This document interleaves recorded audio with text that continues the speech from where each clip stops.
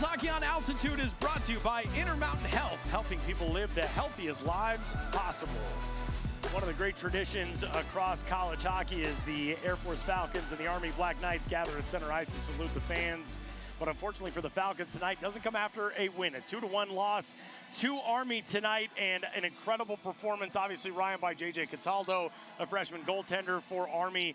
But Air Force just not able to break through. They had tons of opportunities, tons of shots on goal. Cataldo turned them aside, and really just late in the game, it felt like from an energy level standpoint, Air Force is going to get that equalizer. It just never came. Yeah, Air Force put on 30-plus shots. They needed one more, and I talked about the star players maybe factoring in late in the game.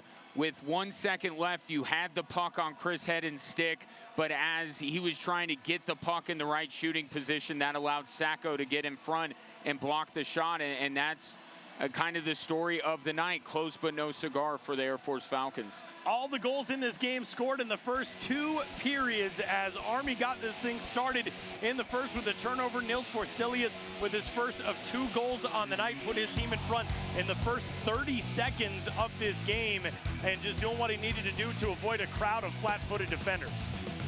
Yeah, and Air Force, it's been something they've talked about. They can't start these games trailing. So much energy is expended, especially from a Friday night going into a Saturday, chasing an entire game, and they chased the game for 59.5 minutes tonight. This was a tough one as well. Forsilius just crashing the net and in the perfect spot at the right time on the assist from Jack Ivey, the reigning Atlantic Hockey America Rookie of the Week. But the Falcons did not go away and got their first and only tally of the night in the closing 90 seconds or so of the second period.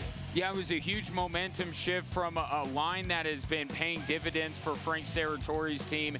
Sam Stitz getting the rebound and putting it in, and you thought, wow, with 20 minutes left in this game, Air Force has really got Army right where they want them.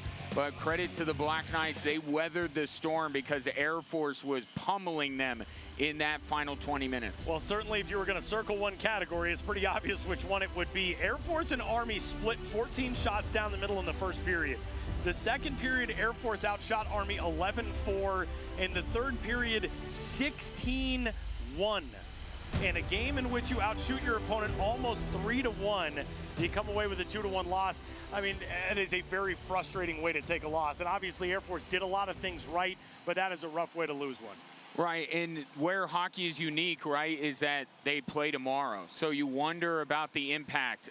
Army's legs, are they going to be able to get them more underneath them, dealing with the altitude? Air Force's frustration, perhaps, over losing this game, and Army having to weather the storm for so long in this game. Tomorrow night is going to be fascinating to see which team has the jump on the other. Air Force will try to salvage one of this 4-game season series, the first 3-game win streak in this series in 3 years for Army, as the Black Knights capture tonight 2-1 the final. And that will do it for us.